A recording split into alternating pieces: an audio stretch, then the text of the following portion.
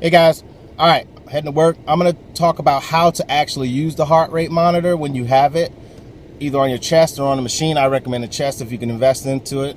And I'm gonna use a car analogy as I'm driving, because the car analogy is basically a very easy way to think about it with exactly what the body does.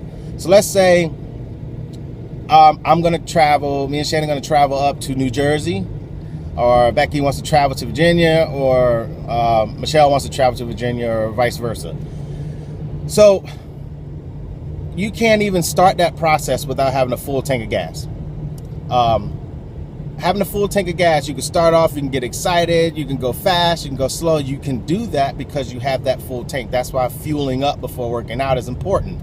You're gonna have options of where your energy level is going. However, if I'm pushing and punching the gas constantly, every time I go past the light, I floor it, I am not going to be efficient in where the car is peaking out on its optimal gas, and therefore I'm going to go into that anaerobic, or I'm going to burn fuel way faster. So in order to keep going, you're going to have to stop more frequently, and you're going to have to fuel up more frequently.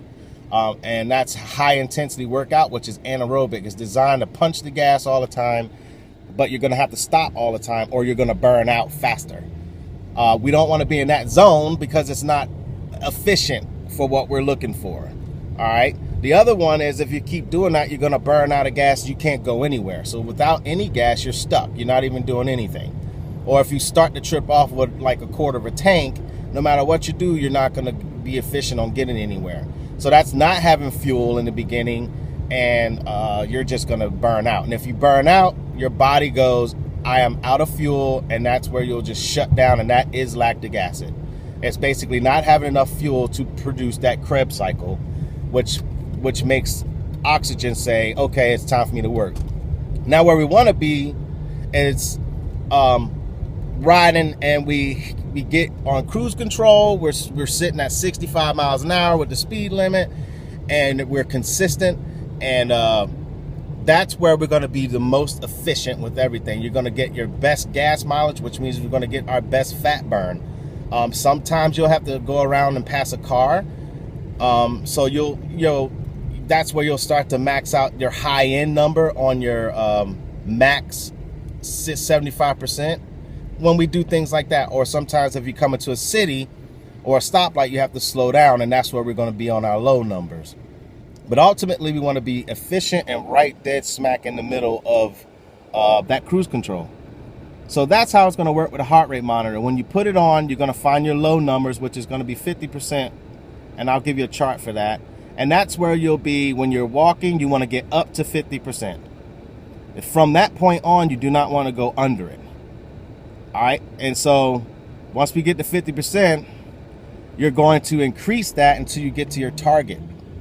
Your target is going to be your low number and your top number for fat burn. So it'll be 50% and 75%. So let's say 120 and 150.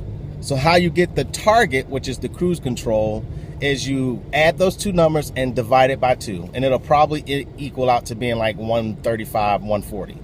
That's the cruise control. That's the 65. So basically, you walk, you get to your low number, and you keep walking a little faster or jogging, depending on where it is. And when you jog, your body is going to get to your target, and you can sustain that number, or your heart rate is going to increase. And if it goes past that 152 or whatever your high number is, then you stop running, or you slow your walk down. And then you let that heart rate come back down, but you don't want to go underneath the low number. So it's a constant, just like if you're passing a car and you're slowing down, but you're still driving. It's a constant monitoring, and you want to be able to stay within those zones so it can give you the most efficient burn. So that's how that's going to work, or what you're going to be looking for. And you can also take, water in and stuff during, if you have like, a prolong or something like that to have during. It's just going to make it more efficient while you're working out. So I hope you guys are understanding that, and that's how you're going to be using the heart rate monitor. If you don't have a strap, you're going to have to be checking your heart rate on the actual machine quite often.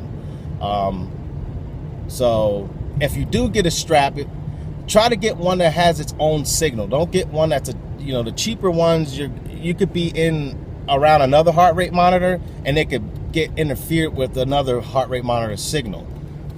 So the better quality ones are the ones you want to look for.